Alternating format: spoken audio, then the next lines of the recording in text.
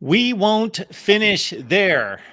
Maybe that's a great and bold proclamation out of Neil Brown. Maybe those are famous last words. We will find out because, of course, the boys are going to have to hit the field and back it up. But that was Neil Brown at Big 12 Media Days responding to the media poll, which places West Virginia dead last, even with 4 newcomers coming from the group of 5, dead last in the Big 12. Welcome to the Voice of College Football on our West Virginia live show that we present here each and every week at the Voice of College Football. And there he is, Mr. Joey Foster, the doctor, joining us. Hey, what's happening, guys? Good to be here with you, Mark. Yeah, good to see you. Good to be here. Good to have you here. This is heart of West Virginia football right here, Joey Foster. Yeah, I wish. You know something, though? What Neil Brown made me do was go back and look at our schedule one more time, look at other people's schedules in the Big 12, and I think Neil Brown's right. I completely agree with him. I don't see us finishing dead last in the conference. I don't have us finishing in the top 5 by any means, but dead last, I agree. We're not going to be there. So. Folks, leave your comments and questions there in the chat.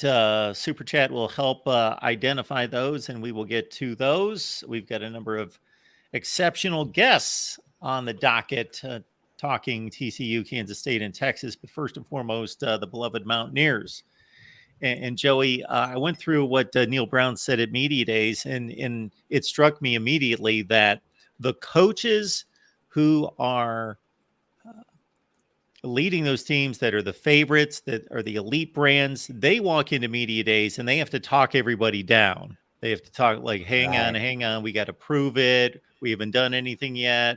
We're really not that good. We got so much to improve on. We got a lot to work on. Then the coaches that are predicted toward the bottom, they're trying to lift everybody up to say, hey, wait a minute, you know. And Neil Brown made the comment that in this day and age, you can't run from what's out there on social media or on the mainstream media. You can't run from it. You can't try to protect your players from it, ignore it, act like it's not happening, or those aren't the thoughts and the projections out there. So he met it head on. He said, we had a team meeting. We said, yeah, this is what everybody is saying about you. This is the media predicting the Big 12. But you know what that means? It doesn't mean crap, basically, once we hit the field. So this is what people think, but we can prove them all wrong. Right. Yeah. You know, he said he was out at the time, got a phone call from Mike, who's the assistant athletic director at WVU, telling him what they were preseason ranked in the Big 12. It's dead last. And he put his football game face on then and decided, you know, it was time to go back to Morgantown and get to work. You know, I think Neil Brown's a great coach. Don't get me wrong. I think he is. I think he's in over his head in Power 5 football. I think he's still learning the ropes, you know.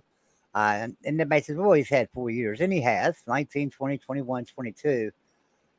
But there are coaches at the Power 5 level that it took them 5-6 years to get under their belt, right? I mean, there are plenty of coaches that it took some time to coach Power 5 and learn it. So I'm thinking to myself, he's right. This team reminds me, and I think I mentioned it to you last night, they remind me so much of the 2016 team. You know, we won 10 games that year, but we didn't have anybody that stood out. Our quarterback was Skylar Howard. I don't know if you remember Skylar Howard or not. You know, great quarterback, tough quarterback, but he was not a blue chip quarterback. You know, he was absolutely recruited by nobody. Ended up at West Virginia, you know, sat on the bench, became a starter, took us to 10 wins. Some other guys on that team, Eli Jennings, now in the NFL, and Kevin Smith, now in the NFL. Or no, not Kevin Smith. No, Kevin Smith's not on it. David Seals on that team. So, you know, there was some good players, but they hadn't developed yet. They hadn't even come to light. We didn't see the best of David Seals and Jennings until 2018. You know, and we won 10 games in 2016 with these guys. So I'm hoping for a season like that. I don't foresee it, but I didn't foresee it in 2016 either. I figured that we was going to go 8-4. I believe was my prediction in 2016. We ended up at the 10-2 record in the Big 12 and 10-3 after our bowl game. We lost our bowl game to Miami. So hey, could this team be a team that, number one, gives Neil Brown a signature season to keep his job, right? Because he needs that. And number two, can these players take what's been said about them and raise their level and get a 5-star mentality and play like 5 stars? So, and I'm hoping for that. So after Neil Brown responded to the media poll by saying, "I don't believe we're going to finish there. We won't finish there." Now, the running joke would be obviously, are you going to finish 13th? But then the follow-up questions were obviously directed around, why aren't you going to finish last? Why are you better than everybody thinks you are? Now, he pointed to CJ Donaldson, one of the best backs in the conference. He pointed to Zach Frazier, one of the best centers in the country, and really an offensive line that's got 132 career starts coming back. So it's extremely experienced offensive line. They're going to have to make big plays in the passing game more so than they did last year or the last couple of years. And we had that back in 2016. Very experienced offensive line, very experienced defensive line, but our talent around them were not that experienced. We did have Russell Shell, or however he pronounced it. I can't remember if it was Russell or Russell. He was a great running back. So that was the only thing we had. And look what it did. So with the 4 newcomers coming in, though, there's no doubt in my mind that we beat 3 of them. But as I looked through the schedule and help me out here, because I looked at like week 1, Penn State. I think we all agree West Virginia is going to lose that game. Now, here's what I'm looking for. Can we keep it close? Can we give our players some confidence to be able to play with anybody in the country? I think that's a big thing because, Penn State's awesome this year. They're a top 10 team without a doubt. I've got them making the playoffs this year. I've got them winning the Big Ten this year myself. So I do not think West Virginia will beat Penn State. But can they keep it 34-21, 34-24, something like that, and not let it be just a complete blowout? Can the game stay close up until late in the fourth quarter? That's what I'm looking for. But if I go on past that, and then we play Duquesne, that'll be an easy game. Should be anyway. And then we play Pittsburgh. Now here's the thing about Pittsburgh is this is a backyard brawl. This is a Thursday night game, and this is in Morgantown. West Virginia is 23-1 on Thursday night in Morgantown. 23-1. So they're not very good on the road on Thursday nights at all. But you get them at home, they're really tough to beat on Thursday night. We pack that stadium, we fill it out, and so I really feel like that this could be a game that West Virginia this will be the year West Virginia will beat Pitt. West Virginia's got a tougher schedule before Pitt. Let's hope we can keep everybody healthy through the Penn State game and Duquesne. Pitt's got a little bit easier road before they come to Morgantown, but still difficult. So I'm thinking West Virginia can beat them in Morgantown. And then if we go on, let me find Texas Tech. I have them all right here. Just give me a second here. So Texas Tech, I do not have their schedule. I think we lose to Texas Tech. I'll tell you, I think Texas Tech is a really good team this year. Texas and Texas Tech are liable to be the 2 teams that play for the Big 12 championship this year, in my opinion. So I think Texas Tech, we will lose that game. Then TCU. Now TCU, here's what they've got before they take on West Virginia. They start out the season with Colorado. Then they get Nicholls State. Then they go to Houston. Now that's going to be a rivalry. TCU and Houston. This this is Houston's very first Big 12 game, right? And they're going to be excited. They're going to be ready to play, and they're going to play that whole game trying to win game 1 in the Big 12. So TCU is going to have a rough time facing Houston, and they're going to Houston. So, and then they've got to face off against SMU, also a rivalry. So that's going to be 2 rivalries in a row. One of them extremely tough in Houston before they get to play West Virginia. So can TCU stay healthy and beat West Virginia? That's the question. Now we go on to Houston. After that, when we think about it, well, Houston, like I said, they got to play TCU, and then they play Sam Houston, and then they play Texas Tech, and then they play West Virginia. So they've got the rivalry game against TCU, rivalry game against SMU, rivalry game against Texas Tech, and then they get to play West Virginia. So there's a possibility that West Virginia beats Houston in Houston. I think there's a very strong possibility of it. Houston's going to be tired by that point. They're not used to playing big Power 5 teams, and then on top of that, playing 2 teams that are rivals of theirs that they're going to play as hard as they possibly can. Can they keep themselves healthy? So that could possibly be a win just for that reason. And then we go on, and we've got who do we have next? Oklahoma State. Oklahoma State. Oklahoma State's going to be a much improved team this year, but they're still not, in my opinion, at the top of the Big 12. Now, Oklahoma State, before they come to Morgantown, because they come to Morgantown this year, they got to play Iowa State, Kansas State, and Kansas the 3 weeks before. We know Kansas is much improved. We know Kansas State won the Big 12 last year. And we know Iowa State's always a pretty tough game, and especially at Iowa State. And Oklahoma State is traveling to Iowa. So that's Iowa State, Kansas State, and Kansas. They could be pretty beat up themselves before they come to Morgantown. So that could be a victory for that reason. All right, then we have UCF.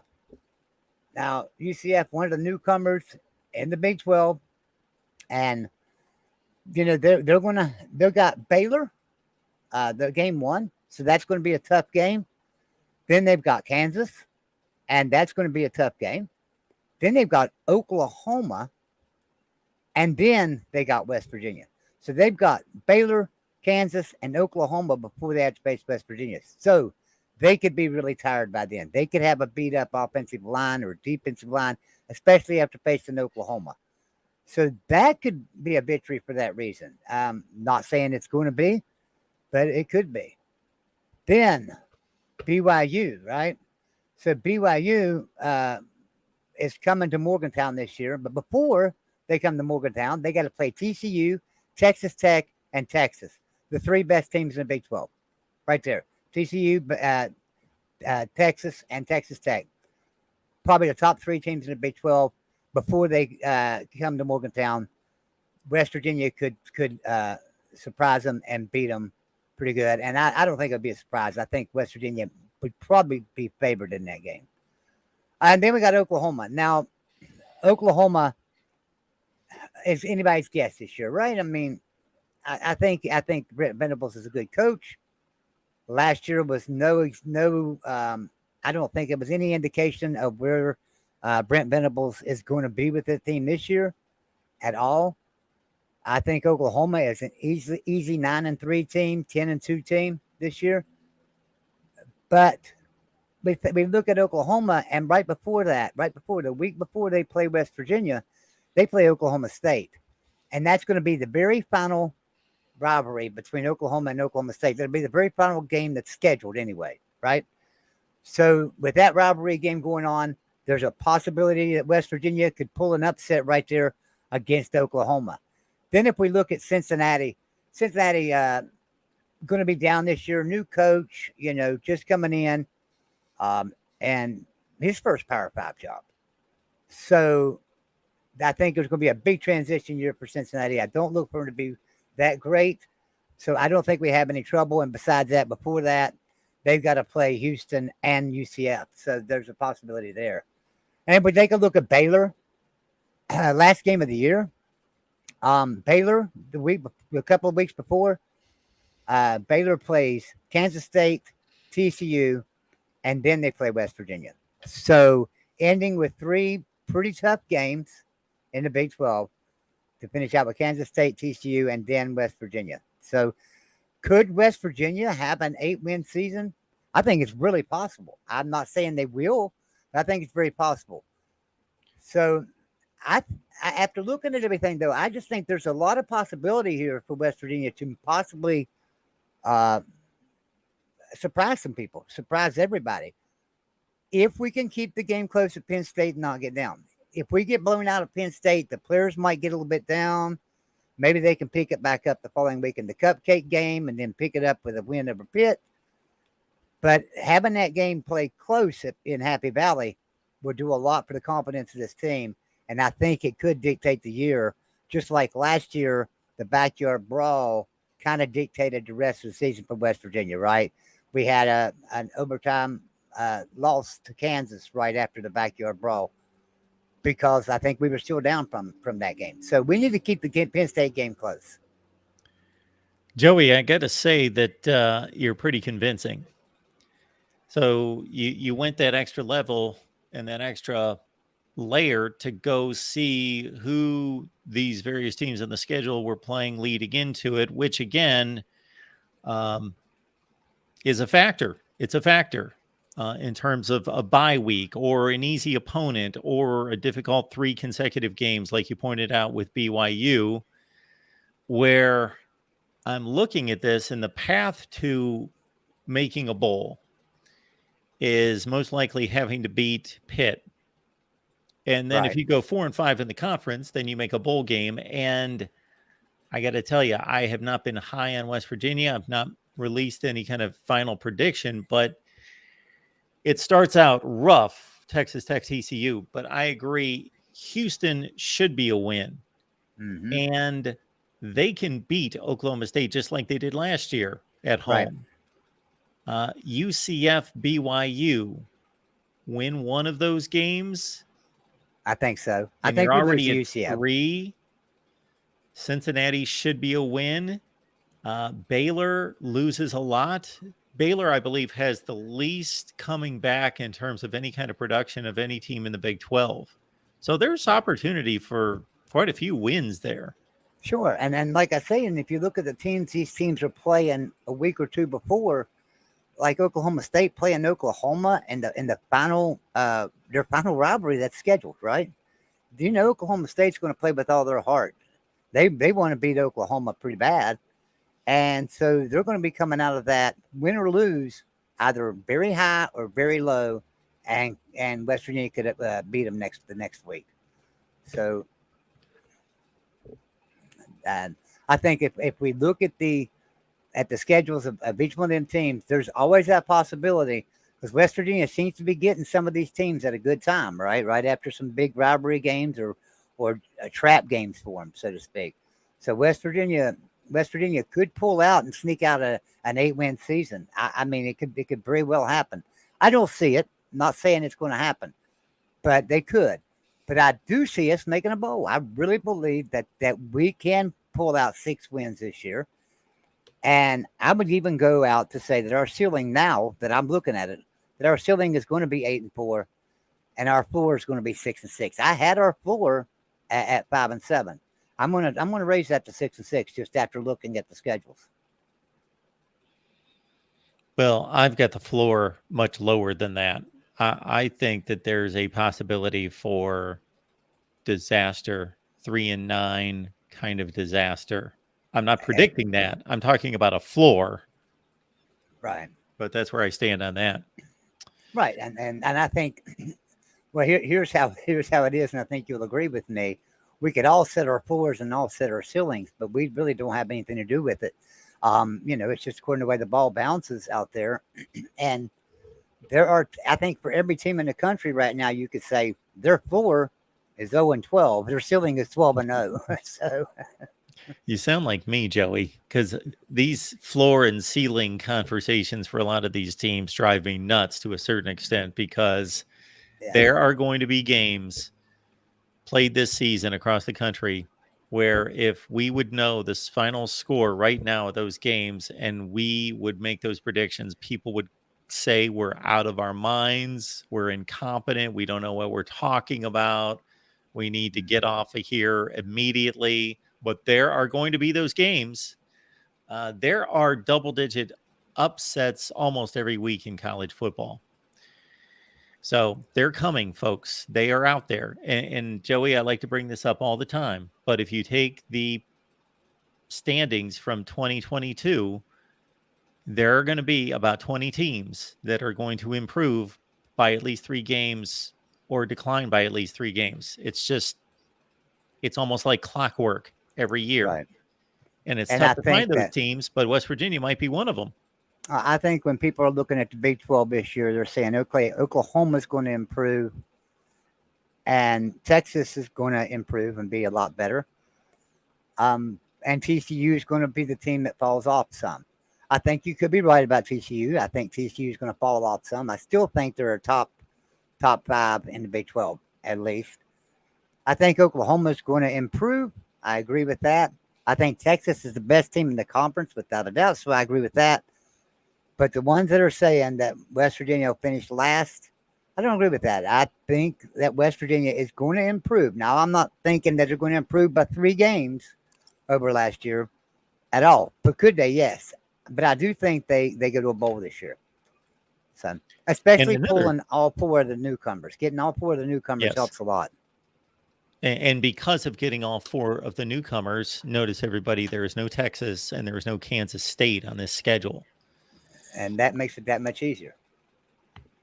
Good stuff. Appreciate everybody being here. We are doing up Big 12 Media Days big this week here at the Voice of College Football. Please check out the previous day's live streams. We've already got 3 live streams in the books with contributors coming on from UCF and TCU, Texas, Oklahoma, and others. So please check out those live streams. And we've got contributors coming on representing TCU, Kansas State, and Texas over the next 90 minutes or so. Leave the comments and questions there in the chat. Of course, consider the super chat and the Amazon links in the description section of all the videos. Same shopping experience.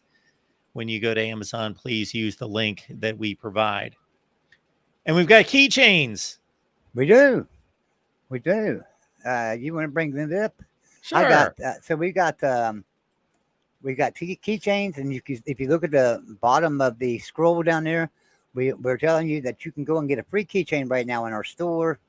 Go to topqualityshirts.com, click on Voice of College Football, and go in there, get you a free keychain. Use promo code football, and you'll get free shipping on it as well. So it's completely free. You won't even pay for shipping. So just football is the promo code. So go in there and select. Now, do not add another product with that, or it will charge you for shipping. Just use it for the keychain so that you don't get charged shipping. But then if you want to buy something else, go back and get it. And I highly recommend the coasters. The coasters are extremely nice. You get a set of 5 of them, and those are really nice. So yeah, I highly recommend them coasters. Yes, we actually do prefer that you go in there twice and you get your free keychain, but then you also jump back in there and check everything out. Give it a look. Joey has done a phenomenal job, and one of our main priorities in all this was to deliver the best quality at the best price. So we looked at so many different options to try to catch that right in the middle in regards to providing the kind of quality that you would expect, but also keeping the prices in check. Yep. So we appreciate it. We appreciate everyone, and we've sold quite a bit of products. We've had quite a bit of compliments on it. Everyone's real happy with the quality of it. And a great thing about it is we have a couple of different lines. So you can go with a good quality T-shirt for like $21, or you can get a top quality one for like $29. And that top quality is going to be about 3-4 levels higher than that good quality one. So, I highly recommend the top quality one, not because it's more money, but because it's a better value, really. So it's going to last you a lot longer. It's going to be a lot better shirt for you. Same way with the hoodies. But yeah. So go get your free keychain right now. Use promo code football and get a free shipping on it as well. And Joey, I got to think that some of the people watching and listening are similar to me. They've lost track of what things cost these days, because I had somebody mention to me the other day when I said, I'd like to get some top notch quality shirts, like 4 or 5 of them for the show. And where I'm not dressing up, I'm not going to show up here with a suit and tie on, but where I've purchased some quality polos or t-shirts. And this person told me, here's some t-shirts, top quality t-shirts, and I'm telling you, these are top of the line. Da da da da. You know how much those t-shirts were? How much? $74. Oh yeah, yeah, yeah. That's ridiculous for a t-shirt. That is ridiculous for a t-shirt. So that's what people are paying for certain items out there. So again, Yeah. I am not kidding you folks when I tell you that both of us, Joey and myself, and especially Joey, went to the nth degree to look for quality while keeping the price in check. Yeah, we want to make sure that we can give you a shirt that you can wear, or whatever you might buy. We've got tennis shoes, we've got hats, we've got everything, and we want to make sure they're good quality products for you. So that was our goal, is to make good quality products, something that'll last you for years to come. You don't have to worry about that. But man, I love them coasters. I tell you, I love those coasters. I really do. They're so nice. I'm gonna buy me a set. So yeah, they're really nice. Joey, the other thing we need to drive home and make everybody aware is that the West Virginia show here that we do each week, we are moving exclusively to the West Virginia channel. Right. So the reason we do that is there are certain complaints that come into the channel, and I appreciate those complaints because it's just feedback that there's too much on there and it gets all cluttered up. And we are trying to make each team channel a destination for those fans of those particular teams, West Virginia included. Now, the reason we simulcast some of the team shows on the main channel is to build it up, bring awareness, build up the audience, and then we'd like to move it to all the various team channels. So all these team shows, live streams that you see on the various team channels, they started on the main channel before we were able to build them up to a certain point to where we could then send them to their specific team channel. And that's where we stand with West Virginia. We appreciate everyone who has helped us get to 1,000 subscribers on the West Virginia channel. So thank you so much for that. That's one step. And now we want to make sure that that's a destination for all of you West Virginia fans, Big 12 fans, college football fans that just try to keep track of everyone, that we are going to be on the West Virginia channel each and every week. All right. So now another one we got coming up here in a little bit. I believe.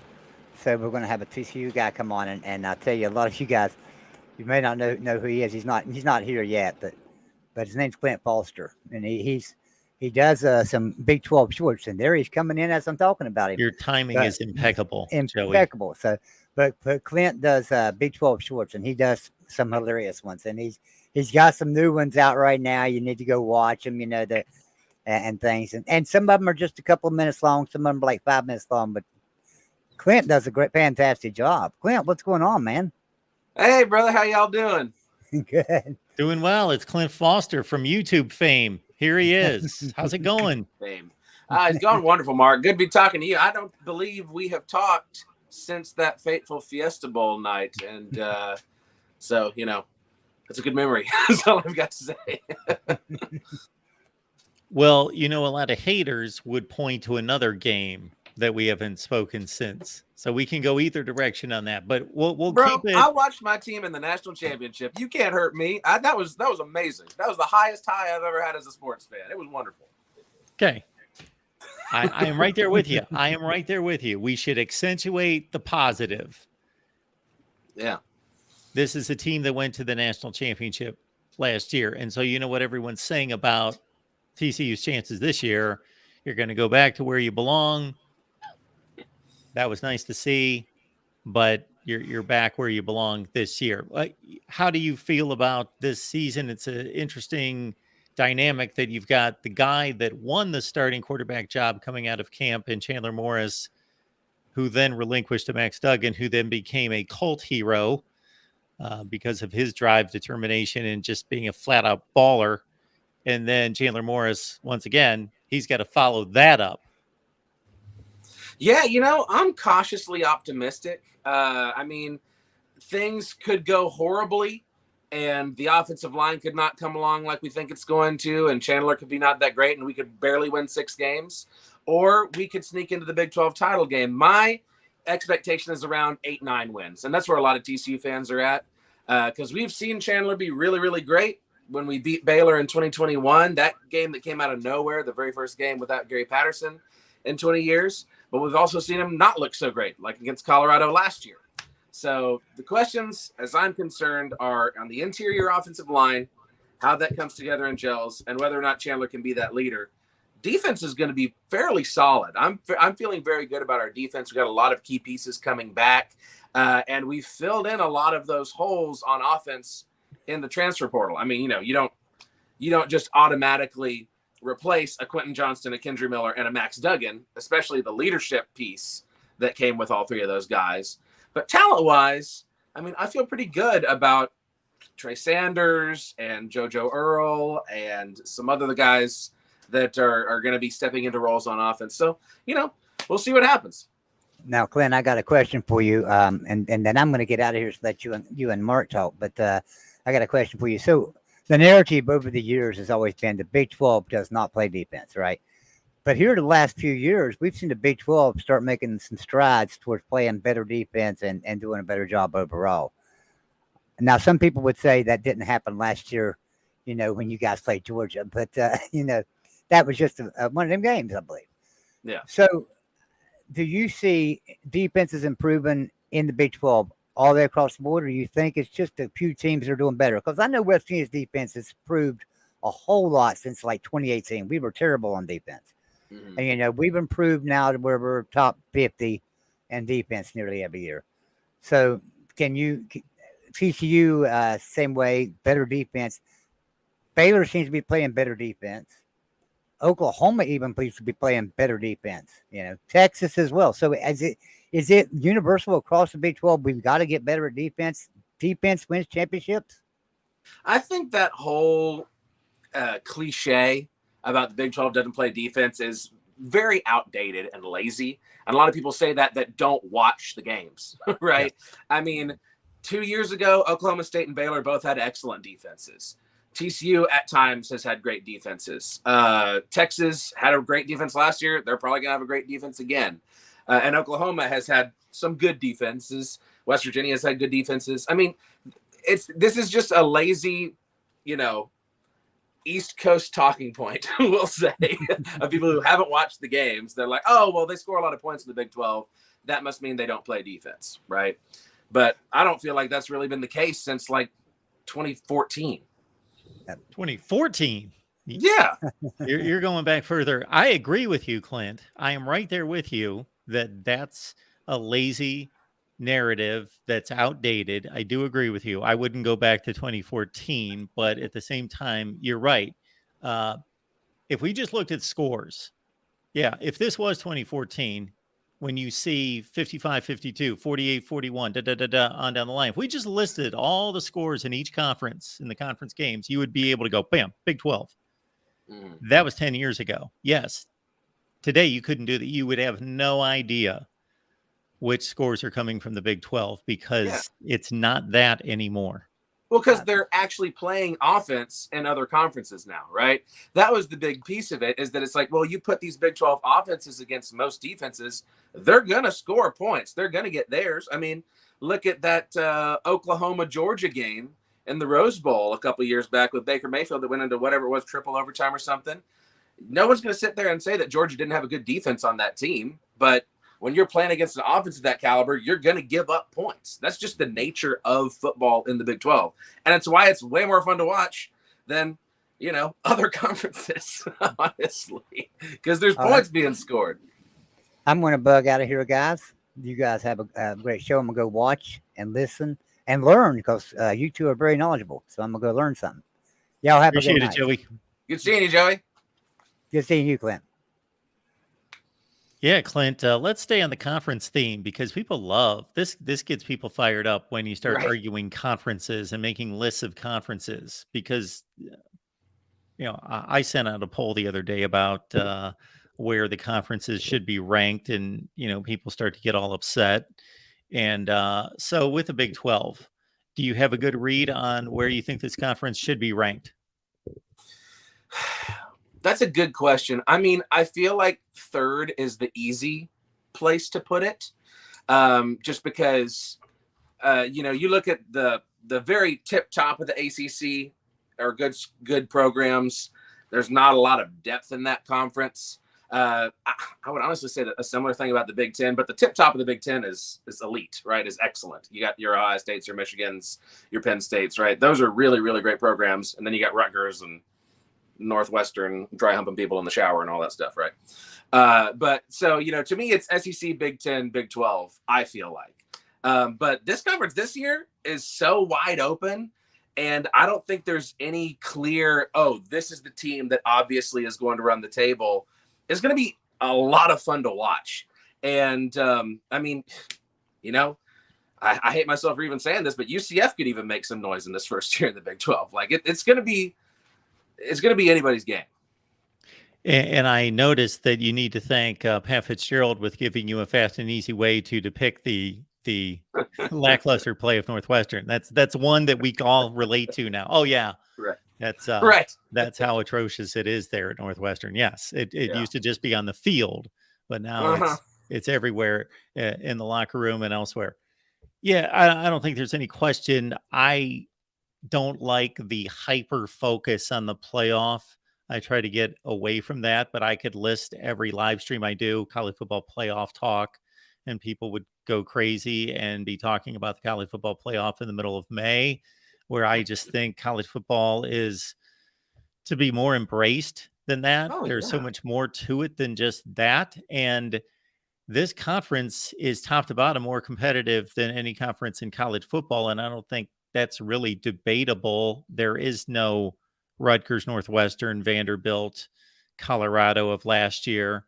We'll see what Deion's got for us this year, but there's just those programs don't exist. Those teams don't exist. And the issue, though, is going to be moving forward, especially past this season into this 12-team playoff. Sure, there's going to be a seat at the table and probably two at the table for this conference, but is there going to be a program that can win once they start playing those playoff games on campus and elsewhere in late December?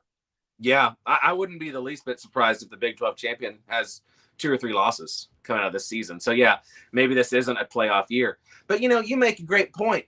The playoff is great, and I had a blast watching TCU in the playoff, but college football is so much more than the playoff. Like if you're watching college football for the playoff, watch the NFL, right? You need to watch. There's so much more to this crazy, wild, inane, ridiculous sport that we love so much beyond just 4 teams, 3 of which are usually the same 3 teams, right? Like the bowls, the rivalries, the pageantry, the growing up, loving your team, and the community aspect. Come on, man. There's nothing like college football, and it's way more than the playoff. And despite what you said off the top about embracing the national championship game and what happened, and I get your point. That's a rarity for almost any team in the country outside of about 3 or 4 playing in national championship games. The one thing that sucks about the national championship game compared in contrast to what you were just depicting is this sterile nature, this sterile environment of playing that was played at SoFi Stadium. Beautiful. It's a palace. It's a monstrosity. But in terms of it being a college setting, and when we play in these NFL stadiums, whether it be in the playoffs or some of these neutral site games early in the season, just kind of loses that feel, that grassroots feel of college football. Yeah, I mean, I I had decent seats at the game. I know a lot of people at the game got rained on indoors in this palace. So that was just like literally, very, very literally when it rains, it pours, right? You're watching your team lose 65-7 and getting rained on inside. But, I mean, it makes sense for the national championship to be at a neutral site, right? And ideally, I feel like at a bowl site. But yeah, you're not gonna. It's not gonna be the same as all of the things, the traditions, and the goings on at all of these schools' individual home stadiums. I mean, sure, but I mean, I'll tell you. So obviously, I was miserable watching that game. I'm not gonna lie to you. Like I was completely broken for 4 quarters there, but it didn't take me as long to get over because I started sitting there and being like, you know what? The week leading up to this game and meeting literally all of my friends in LA. We were so excited. This is something I'd literally waited my whole life dreaming of. Wouldn't it be cool if TCU got a chance to play for a national championship? And there we were. Like, nobody can ever take that away from any of us, especially longtime Horned Frog fans who came up with the team in the 90s or the early 2000s. Or, like my grandpa, first person I called after I got off the podcast with you was my grandpa, who'd been a TCU fan since the 50s, right? And seen some very lean decades, right? Never missing a game. So it's, and you mentioned it as well. Most of the people who talk trash to me, at least, are not Georgia fans. They're not Alabama fans. They're people who I'm like, now tell me, when was the last time you saw your team play for a national championship? When will you ever see your team play for a national championship? Yes, please sit down. I would very much like it if you just stopped talking immediately. Clint, what do you got cooked up these days on your YouTube channel? Well, most recently I put out a video. It was the Big 12 new members rivalry draft. Because, we got these new teams coming in, the BYU, Cincinnati, UCF, and Houston. Outside of Houston, these teams don't have a lot of history with any of the Big 12 schools, right? So I had a draft of sorts where they're going to pick their new rivals. Kind of in a similar vein to Dave Chappelle's racial draft, if you saw the Chappelle show back in the day. So I did round 1, and I have a script for round 2. I just haven't shot it yet. And then before that, I did a mockumentary about, and I'm going to dip into a different sport besides college football, college baseball, another one that went very well for TCU this year. A mockumentary exposing the impacts of pancakes on athletic performance, because TCU ate IHOP before almost every postseason game this baseball season. So that's what's most recent, and that's what I'm working on. Did that cause you to go on any kind of an IHOP diet yourself? So not an IHOP diet, but I do eat pancakes on camera, and I got linked up with a regional manager of IHOP in Fort Worth, and he gave me pancakes and the whole thing. And he gave me like this giant stack. And I was like, oh, okay, great. I'll blow through these. And then I'll make a joke about I'm so full, whatever. I literally, Mark, I got like halfway through those pancakes. And I was like, I'm going to die. This is the end right here. I haven't eaten this many pancakes since like high school. Was not prepared for it. That's funny, Clint, that you brought that up, because I was going to advise you not to do what I did earlier this off season. And I went on a Oreo double stuffed challenge, and I had viewers ask me trivia questions. I was banking on my college football knowledge. Well, I'll still bank on my college football knowledge, but number one, you have to take into consideration people can dream up the craziest questions. If there's nothing off limits, then they can ask you, who scored the third touchdown at the second quarter of the LSU Auburn game in 1988. People are coming up with crazy questions. Number one. Number two, if you sit here long enough and you're tossed about 100 questions, well, even when I'm going about 63 and 37, that means I'm having to down 37 double stuffed Oreo cookies with glasses of milk in front of me. And and I'm a guy that felt pretty confident. Number one, based on my knowledge. Number two, based on my typical cookie consumption. But with the glasses of milk, like 3 glasses of milk included, I was feeling pretty rough about an hour later. Yeah, man. Eating challenges are different. They're just different. You look at something, short of the Nathan's hot dog eating contest, you look at something and be like, oh, I could probably do that. Nope. You could not do that. You get about, one third of the way through the 72-ounce steak, and you're like, this is it. I've lived a good life. farewell to everyone I love. Well, Can't do it Clint, anymore. I do want to hit you with one other kind of Big 12 perspective on all this, and it has to do with this commissioner, because I got to think that, hey, this guy's going to bat for the Big 12. I got to think every Big 12 person I've talked to, whether it's a media person or just a fan, loves the guy. He's trying to think of the best way to improve this conference, expand it, grow it. I think it's a brilliant path to go the basketball path and say not everything needs to be football. And if we've already got the best basketball conference, why not just make us a complete powerhouse? We'll make ourselves the SEC of basketball and just own basketball. And, you know, it hasn't been accomplished yet, but UConn, Gonzaga, those are some of the schools that are out there. And you know, I'm on record, a video many times right after Oklahoma and Texas left of saying, okay, this conference is teetering on extinction. It's sitting at 8 schools. That's not enough. If somebody gets scared and sees a good offer and then 1 or 2 get picked off, then the rest could just scatter and it could be done. Go get BYU, Houston, Cincinnati, and UCF. And that was my advice a couple of days after Oklahoma and Texas left, and not that they were listening to me, but that's who they grabbed. I thought they did the best acquisition of football products out there that were available, that were possible. I thought they did a great job there, and they stabilized the league and potentially improved it with markets like Houston. And shoot, who knows what UCF's capable of, going to Florida, owning a great football playing state, enormous alumni base. But each one of these schools brings just a kind of a different flavor. So I just think it's really cool. It's kind of a modern day Conference USA of sorts, you know, ratcheted up a zillion times. Zhuzhed up a bit, yeah. But yeah, your thoughts about the expansion realignment, you know, are there hopes of what, in your eyes, the Big 12 should do? Yeah, I mean, well, I will totally agree with you. I don't know a single Big 12 fan that has not absolutely loved the direction that Brett Yormark has taken with the conference. He's leading it really confidently and taking us in this new, the hipper, cooler direction. Vast departure from the previous 2 commissioners, right? And you're right. He added the 4 best possible schools from the G5 that he could add. I love the idea of adding UConn. I really do. And you're totally right.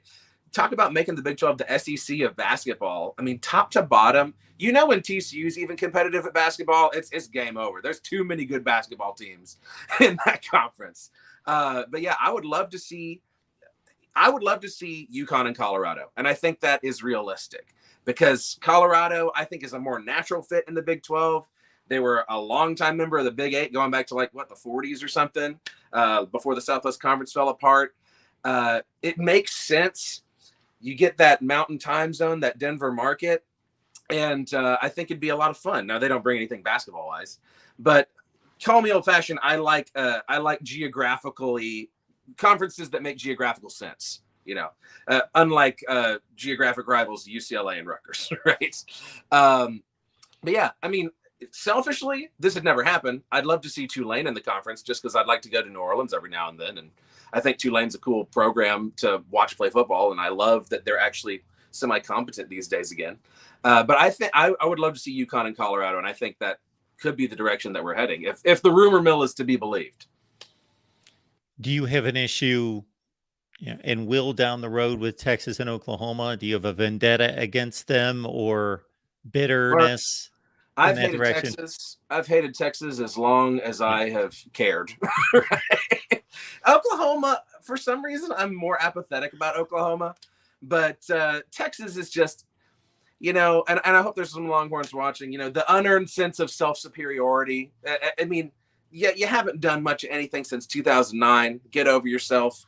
And I loved what Sonny Dykes said at Media Day the other day. Like, well, I guess in the SEC you can say, well, we went 4-8, but we made a lot of money. Like, okay, well, enjoy that. You know, yeah, I would say I definitely will always have a vendetta against Texas. Oklahoma, it's just lame that they left Oklahoma State in the dust and tried to kill the conference. But this is something that Texas has made a habit of doing, right? They left the Southwest Conference to die, which affected TCU personally. They tried to leave the Big 12 to die, but the Big 12 had other plans. So yeah, enjoy the SEC. I just hope that neither of them are in the conference championship game this year. That is my sincere hope, more than anything else. So I got to say, Clint, that this was the conference schedule that I anticipated and was excited to see the release more than any, because I was like, okay, who's playing the 4 newbies and Oklahoma, Texas? How many of the new teams are they going to play? Because college football, I love different matchups we've never seen. Well, once Texas and Oklahoma run off to the SEC, what is the likelihood that they're going to be scheduling Cincinnati or UC? It could happen, but most likely it's not going to happen. We will never see these games again. So I got my wish, and I wanted at least one awkward year of all of them having to play against each other, and the old teams and the new teams having to play, and the Big 12 dealing with that 1 year of kind of awkwardness. So at least we got that. Other than I wanted to see Texas go to UCF for some reason. I just thought that would have been a challenging trip for them to take. So I didn't get that. But outside of that, it was on point. So just in regards to TCU, coming off this remarkable season, and reminding people that TCU is a top 15 program in this country. Take last season aside, people have treated this way too much as an aberration. There was a Rose Bowl win in 2010. There was a run at a national championship the year before that. There was 2014, of course. And there was, as recent as 2017, a run to the Big 12 championship. So Gary Patterson established this program as roughly a top 15 program in the country. And they've had those moments of getting to elite status. But coming off of that, realistically, what does success look like this season? Well, what does success look like? That's a good question. I think that success is you're in the top half of the conference standings at the end of the year. I think that any TCU fan, if we win 8 games this next year after losing all that we lost last year, you're going to be happy with 8 wins, because that proves Sonny has actually built a program. This wasn't a one-hit wonder, and he's able to reload a little bit. I really like the way that our schedule has shaped up, because we've got a very gradual lead into the meatier part of the schedule. I think it's extremely realistic to expect TCU to start the year 6-0, 7-0, depending on how that BYU game goes. And then you get the Murderer's Row to end the year, which, that could get pretty dicey depending on where we're at and where those other teams are at. But then again, too, you're usually playing your best football by the end of the season. So when else would you want to draw these teams? And that's why I kind of tend to think around 9-8 wins. And I think most TCU fans, 8 wins. I think 7 wins as a basement is somewhere in that 7 to 9. You're happy, and this was a success. Obviously, if you do better, amazing. That's great. But I think if we win 6, people are going to be like, "Ooh, that didn't feel good." Clint, it was great to see you. I've been enjoying the entire time that shade of purple in particular. It's a good look. Thank you. And everybody join Clint Foster right here on YouTube. It's a fun time. It's a funny time. And there's even some football knowledge. It's all mixed up together if you catch Clint on YouTube. And actually, Clint, as we say goodbye, because this is the Big 12 championship game circa 2022, Kansas State TCU. But I'm sure that this is a much more friendly exchange, just knowing Big 12 brethren, and even more so, you've been united here by the Oklahoma, Texas departure, that there's a coming together of the Big 12 here. You love to see it. You love to see it. Clint, thank you so much. Appreciate you being here. Yeah, thanks, Mark. Have a good one, man. You too. Tim Fitzgerald joining us, sports writer, radio host, Go Power Cat 247 Sports. Tim, we appreciate you stopping by. I hope you have me, because I'm trying a new setup. So we got you loud and clear, beautiful, looking good, crisp and clean, all of it. And a trip to the Big 12 championship game and a win in the Big 12 championship game. I wonder what would consider themselves to be college football fans if you asked them who won the Big 12 last year, how many would spit out TCU without thinking about it? I know you've probably run across those people. Absolutely. And it was an incredible football team, but K-State fans can tell you, it doesn't matter what you did. If you lose that game, you don't have a championship trophy because it happened to K-State in 1998 when they had a great team that got upset by Texas A&M. So it comes down to that game and what you can do. And I was just thrilled that TCU still got the opportunity to go to the playoff because they proved their worth with that win over Michigan.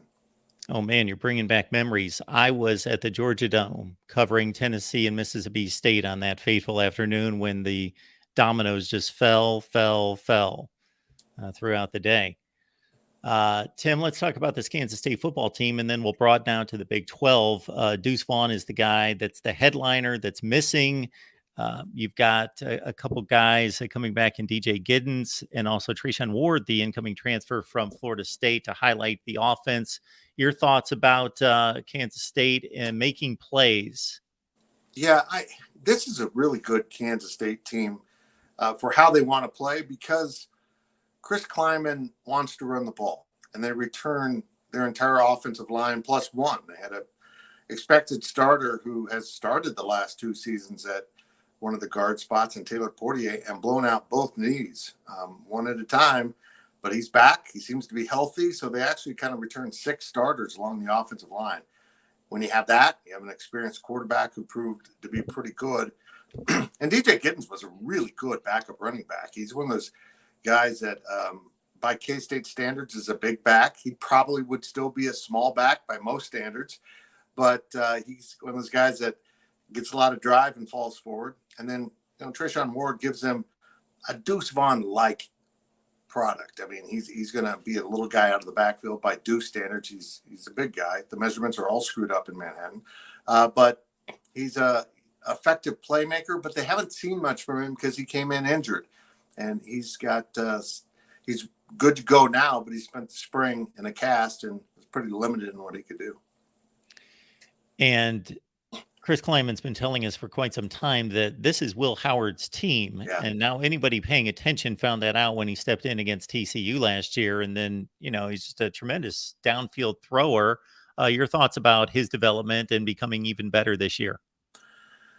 Yeah, I mean, Will Howard's a guy that went through the fire. I mean, he got thrown into duty in the pandemic season as a 17-year-old true freshman when the season started. And his running back behind him was Deuce Vaughn, also a true freshman, because of an injury to Skylar Thompson. As the season progressed, people figured him out and really gave him some troubles. And then the next year, they were hoping to redshirt him, and Skylar Thompson gets injured again. He comes in, still wasn't as good as people wanted, and that kind of led the coaches to go get Adrian Martinez last season out of Nebraska to give them some experience there.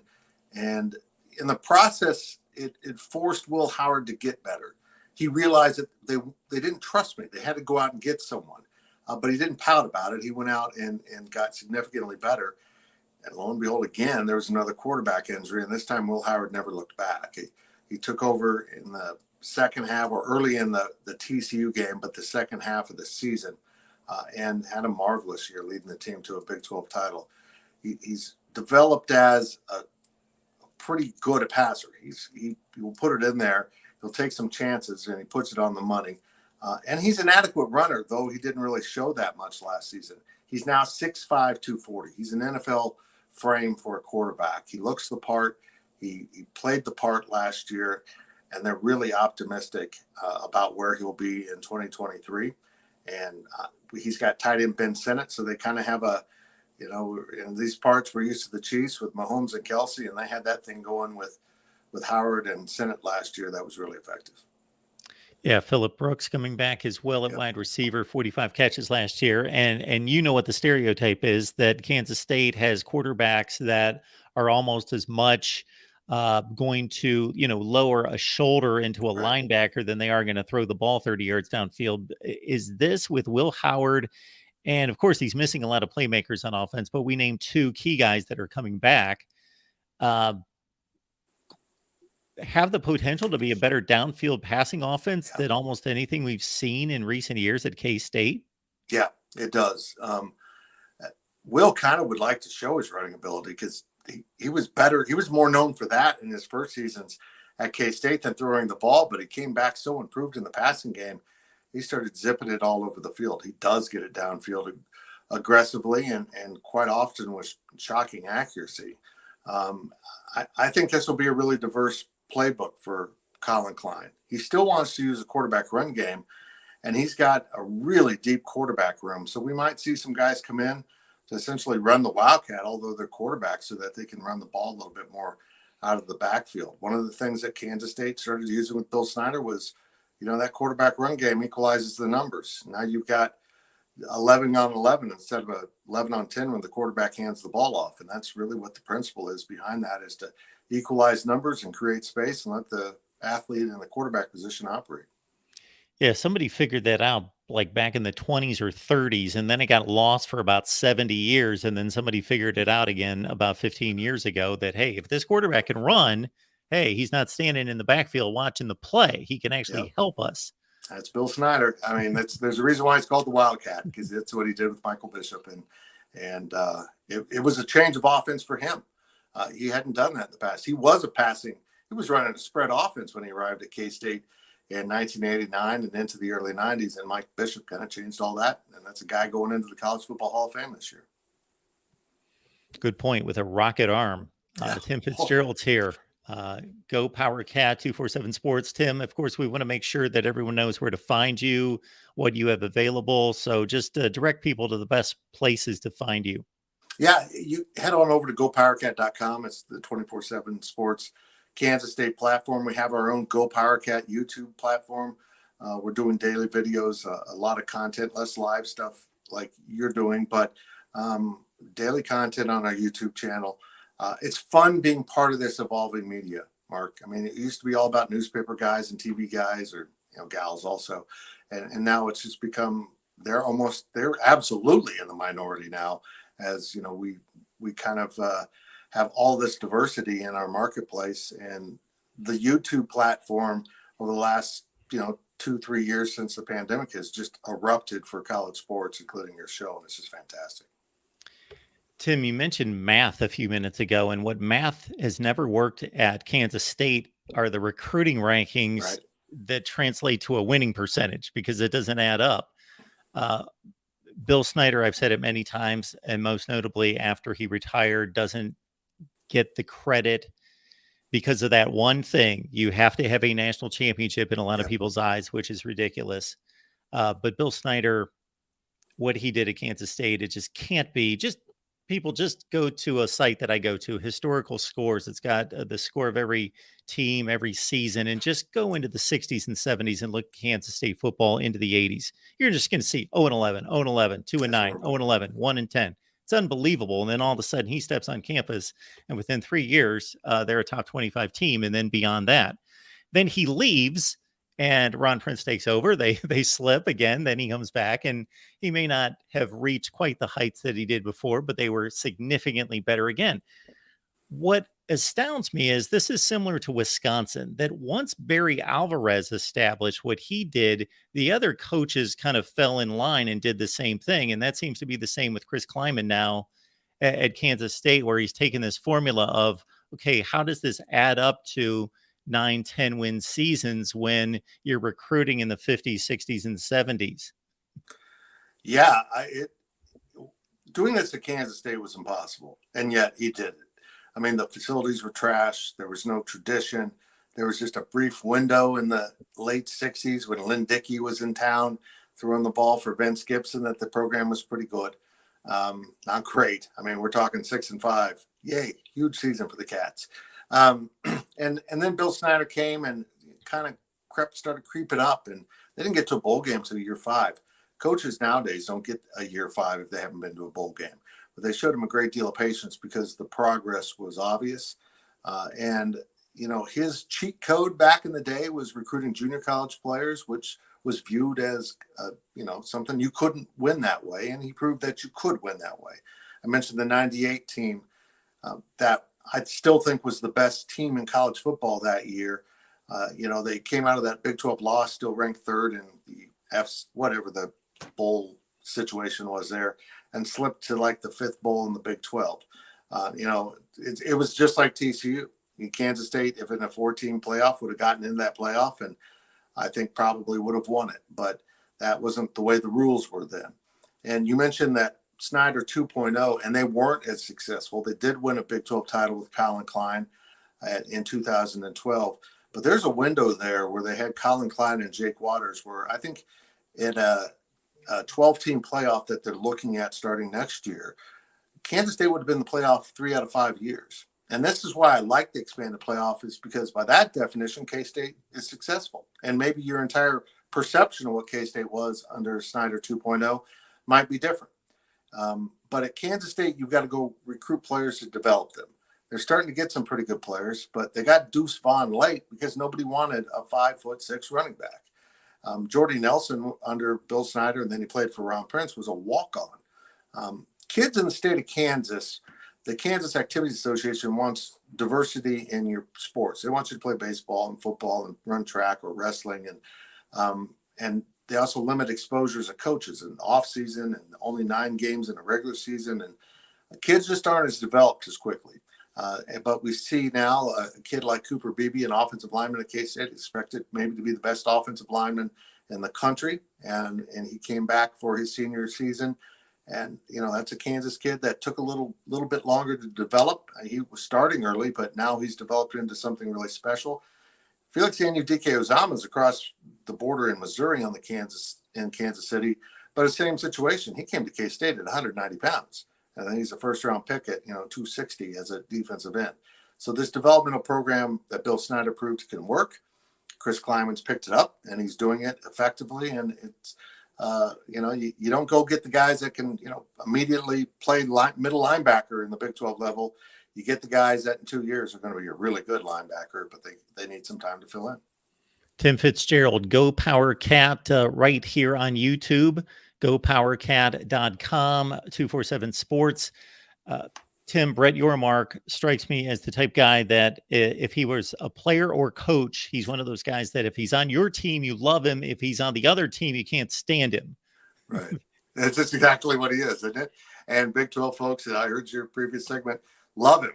Everyone, even the media, enjoys being around him because he says what's on his mind. And sometimes in this society that shocks people. Last year he shocked everyone with the Big 12's open for business, and that was kind of misconstrued as, hey, we're coming after your schools with expansion. He meant we're just going to have a lot of initiatives, a lot of movement, a lot of things going on. And now we have Big 12 Mexico. We have the basketball play, which I also heard you mention earlier, where he's going to break basketball out for separate contracts and say, hey, we're going to be the best basketball conference in the nation. We may not be able to close the financial gap all the way or even significantly on the football side with the SEC and Big Ten, but they're going to have problems keeping up with us in basketball, particularly if we add a UConn and an Arizona, and some of those programs, and maybe Gonzaga and Villanova for basketball or non-football, I should say. He's in constant motion. The conference now seems to be in constant motion, and that's such a radical change from what it was under the previous administrations, and it just kind of energizes everyone in the room, including the media that's supposed to just be covering things. But boy, it's just a whole different world for this conference. Tim, so much of the sport is unfortunately eliminated from playoff contention to a certain extent right out of the gate. Then you have your 3 or 4 at the top where it's Armageddon. If they lose a game, it's just unthinkable. We talk to Ohio State fans all the time. They want to hang Ryan Day every other. It's amazing the expectations there. Kansas State's at a place where, shoot, they just won a Big 12 championship. We talked about some of the history. It's a much different program than it was historically. Does the fan base just kind of go into every season thinking, okay, let's see what we've got. Once we get to November, we'll see if this could be a special season? Yeah, there's a little bit of that. And, we thought this Kansas State team would be pretty good last year, even though they were picked for 5th in the conference and ended up winning the conference. TCU was picked for 7th. Media is really not very good at those predictions. But this seems like a good team. This feels like a good team. There's some questions, particularly on the defensive side of the ball, maybe with receiver weapons. Yeah, but, at Kansas State, you're going to have that. You're not going to have those 5-star recruits coming up and ready to play. So it just feels like something could happen. Excuse me. But right now, college football's got a problem because the elite programs are distancing everyone else. And it's not the conferences distancing themselves. It's the top programs in 2 conferences that seem to be getting a gap going here. And maybe we'll see the Big 12 close that. But boy, when you're getting all the best players, all the most developed players out of high school, you're at a huge advantage. Tim Fitzgerald, Go Power Cat. It's right here on YouTube. And you can also go to gopowercat.com, 247 Sports. Tim, we so much appreciate you stopping by and breaking things down for us. Anytime, brother. Anytime you need me. Awesome. Thanks, Tim. Have a good weekend. You bet. Good to hear the Kansas State angle. And this is the first time we've heard from Tim here at the Voice of College Football. Would love to have him back. Obviously, a tremendous guest to talk Big 12 and Kansas State. And did he just say that Kansas State was ranked number 7 in the preseason poll? Will no one ever learn? Yes, Kansas State has that kind of season about once or twice every decade. The others are top 4 or 5 in the Big 12. And then, of course, you have those seasons in which they do what they did last season, where they compete for a conference championship or win it. Yeah, 7th, too low for Kansas State. Absolutely too low for K-State. We'll have our predictions. They're basically being unveiled day by day. I believe we have released about 7 teams thus far, our prediction videos, so check those out. It was our aim this week, folks, to go full throttle on the Big 12 Media Days. Don't believe we've got a ton of Big 12 fans here at the Voice of College Football. We've got to make good on that. We want to bring in more Big 12 fans, and we went full throttle on Big 12 Media Days this week. A ton of great guests. Check out the previous live streams and dive in. We have Andrew Miller standing by here soon from Hook'em Headlines to discuss Texas football. We reached out to somebody or multiple people for every Big 12 team and grabbed as many as possible. And as we mentioned earlier in this hour, keep in mind that our West Virginia show that comes your way every Friday, typically, maybe on Saturdays, you basically need to hit the bell for the notifications to know when we go live on that West Virginia show, but it's going to be exclusively on the West Virginia channel starting next week. All right. We will leave the lines open for any and all of you to join the show. So look in the chat. And if you would like to talk college football with me, it does not have to be the Big 12. The link is in the chat, folks, and we're simulcasting right now on the Oklahoma, West Virginia, and Texas channels as well. Talking Big 12 Media Days wrapped up on Thursday in Dallas.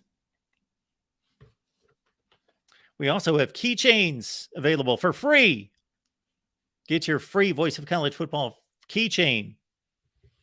You can do that a number of ways. One would be just to email me, MarkRogersTV at Gmail, or you can go to the link that we provided in the chat a number of times at Top Quality Shirts.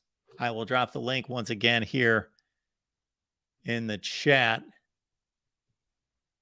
Top Quality, and you get your free keychain. There we go. All right, let's keep it rolling here with Big 12 Media Days coverage. We've got Andrew Miller checking in from Hook'em Headlines. Andrew, how you doing? Good, Mark. How are you? I am doing just fine. Appreciate you being here. Yeah, thanks for having me. All right. You know your team has the big bullseye. Yes, of course. Well aware at this point. Yeah, you are well aware, way more informed than I am. But it's also the big joke is, of course, well, the last time they pulled through was 2009. And the last time they pulled through to at least get to the conference championship game, of course, 2018 and a Sugar Bowl victory. So what are your concerns? Because I would look at this roster and say, this roster is clearly the best in the Big 12.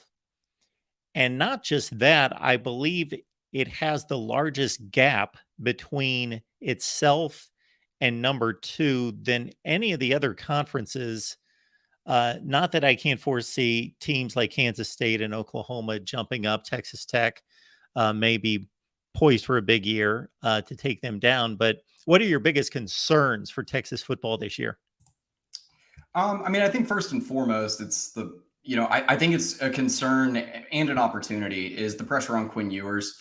I mean, I would be completely skipping over some of the struggles he had last year if I said that all of the positives we've heard this off season are just guaranteed to, lead to him having a big jump this fall.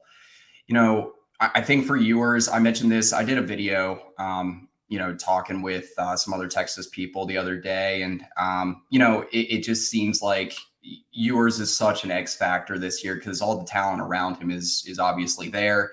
You have, 5 returning starters along the offensive line, more depth there than Texas has had in a long time. The wide receiver core is one of the best in the country. Running back room, I mean, you lose Bijan and Roschon, but obviously you still have a lot of talent in the mix between guys like Jonathan Brooks, CJ Baxter, Jaden Blue, and Keelan Robinson. So I think for Ewers, it's about connecting the dots here. Can he hold up under pressure? Against some of the better defenses in the Big 12, is he going to get phased as he did last year? I think another year in the system, it's just guaranteed that he will make a jump to some degree, but how big is that jump? And, again, against teams like OU and Kansas State, they're probably going to have some of the better defenses in the Big 12. Are they going to find different ways to get to Ewers, rattle him? And, will that ultimately lead to some issues in Big 12 play this year? On the defensive side of the ball, edge play is always something that people characterize as just one of the biggest issues for Texas because, Texas hasn't had an impact edge rusher probably since Joe Osai. Barron Sorrell is kind of that guy that a lot of people expect to take that next step this year. He led Texas in sacks last season. Opposite him, though, you're going to have some question marks. People expect Ethan Burke to take to make some strides and to potentially be the starter there. Maybe Colton Vasek, Jamon Tapp, Justice Finkley, just a couple of guys that you could look at there. I think the defensive line is going to be a strength, but, beyond Byron Murphy and Tavondre Sweat, I don't know if you have anything that you would count on as like impact starters along the defensive line. You have a lot of solid guys, but again, impact starter is kind of that next level. Secondary, I don't have any questions about. Linebacker, you have a little bit of youth and experience, specifically at the will position. David Benda and Mo Blackwell are going to be duking it out for the starting job there. But defense, I don't have as many concerns about outside of drumming up pressure on the quarterback. And I think Anthony Hill getting Anthony Hill, tremendous freshman linebacker in the mix, along with other guys like Byron Murphy and Tavondre Sweat, a couple of those impact defensive linemen I mentioned earlier, you're going to be able to drum up enough pressure to where the pass rush will at least be decent. But yeah, I'd say probably Ewers pressure and then the pass rush are probably my 2 biggest concerns. Now, fortunately, the offensive line's at a place, and you're certainly going to extend this narrative, or correct me if I'm wrong, in a place that's going to allow most likely the playmakers to do their thing, for Quinn Ewers to be comfortable most of the time in the pocket, as opposed to previous Texas teams where we saw a lot of flash at the skill positions, but not everyone was noticing the issue was the offensive line was substandard. Yeah. And, I think youth and inexperience along the offensive line in Kyle Flood's first 2 years on campus was an issue. I mean, and before that, Herb Hand had issues with recruiting and developing talent along the offensive line. Outside of a few solid guys here and there, Sam Cosme's, Derek Kerstetter, a little bit, those guys. You had a lot of issues along the offensive line. And this year, I think, is the most talented and deep that Texas has been there. I guess along the offensive line, I do have a little bit of a question mark along the interior. There's a potential that Jake Majors could be supplanted by a guy like Cole Hudson. He's been taking reps at center this summer. And even along the interior, DJ Campbell, I think, is going to be an X factor. He's going to be, former #1 rated recruit in the nation among interior offensive linemen in the 2022 class. He's got to take that next step this year to really solidify the 2 guard positions, because opposite him, I feel good about Hayden Connor. Of course, Texas wants to culminate its time in the Big 12 with a championship, and then it's off to the SEC. And there's a lot of angst within the conference concerning the decisions that were made. Some of that was voiced at Big 12 Media Days. it may be difficult for you to communicate, but kind of the general aura, environment, atmosphere surrounding what you would anticipate this final run in the Big 12 is going to be like for Texas, going to certain stadiums for a last time. And again, non-conference games can be scheduled, but most likely for a last time. And just, the basically from a marketing standpoint, regardless of what the record has been, and from a resources standpoint, one of the two flagship programs in the conference moving on, and this bitterness held against Texas and Oklahoma throughout the conference, and kind of making this final run through the conference schedule. I don't think that it's going to be that big of an issue because, man, you've had so many targets on Texas's back in the past. Whether it was Sam Ehlinger in the 2018-19 Sugar Bowl saying, like, we're back, and then that target being on their back the following year because they were I think preseason top 10 in 2019. And then you had the whole like horns down penalty scandal. I'll throw that back up because I don't want to end only have me showing a horns down on this. But like the point being is that, like, I think in the past 5 years you've had so many controversies involving Texas. There's a lot of Texas people that point out the Oklahoma State Texas game last year where you had over 100 penalty yards. I think it was 14 penalties called on Texas and 0 against Oklahoma State. I think he even had a flag picked up on Oklahoma State at one point in that game. And so, I don't think the whole feeling of OU and Texas leaving for the SEC is going to make a huge impact, especially because like 2 of the games are against like BYU and then Houston, where they're new to the Big 12 anyway. The only 2 road environments that really catch my eye where I would say, like, yeah, those are going to be pretty hostile are TCU and Iowa State.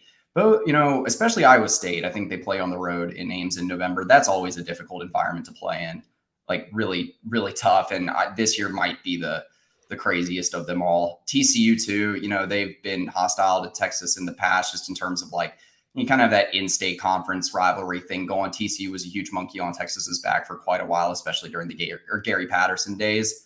And, Texas is going to come in having something to prove, and TCU's going to want to close out that Texas series as a Big 12 rivalry with 2 straight wins. So those 2 things definitely. Well, yeah, because I think Texas won that. Yeah, they won that in 2021 against TCU. Andrew, I think that most of us are looking at the upside because that's what's expected out of Texas. But looking at what possibly could go wrong, and Steve Sarkisian turning in 5-7 and 8-5, and not just 8-5 last year, a lot of double-digit leads blown. Second half, really in both seasons, was not kind to Texas. Is there any possibility that he's in trouble with not meeting expectations? I mean, the only way that I would see that happening is if the problem that Texas had 2 years ago rears its ugly head again. Because last season, yes, you did have some problems in the second half, TCU and Oklahoma State specifically, but Texas was able to close out some close games last season. They were able to hold off Kansas State by getting a late 4th quarter turnover. Same thing with Iowa State. As controversial as that play with Anthony Cook's hit on Hunter Deckers, and Iowa State fans, I'm sure, are up in arms about that still. But a Baylor game I look at is one that, like, Texas did really well to close that one out. I think the question for Texas this year is, can they close those games out without Bijan Robinson and Rashawn Johnson? And if Steve Sarkisian can find a way to do that, then I really don't think there's much pressure on him. And plus, you have, there's that whole thing with Arch Manning being in the fold, and I just, unless Texas has a losing record this year, I don't think there's going to be much pressure on Sark. Next offseason, it's a different conversation though. If Texas is mediocre this year and next season, 2025, there will be some pressure on him, I think. Andrew, we appreciate you being here. Let people know where they can find your work. Yeah. So again, thank you for having me on, Mark. For YouTube, we have a show with me and a few of the contributors at hook'emheadlines.com. It's just a Hook 'em Horns show. We jump on a broadcast a few nights a week, and then also hook'emheadlines.com and Hook 'em Headlines on Twitter. You can find all of our updates on there as well. Andrew, thank you so much for stopping by. We appreciate it. Would love to have you back sometime soon. Yeah, thank you. Love to do Thanks, so. Andrew. Thank you. Andrew Miller stopping by to break down Texas football. So much expected of the Horns this season. The consensus, basically a consensus favorite to reach the Big 12 championship game, if not take it all this season.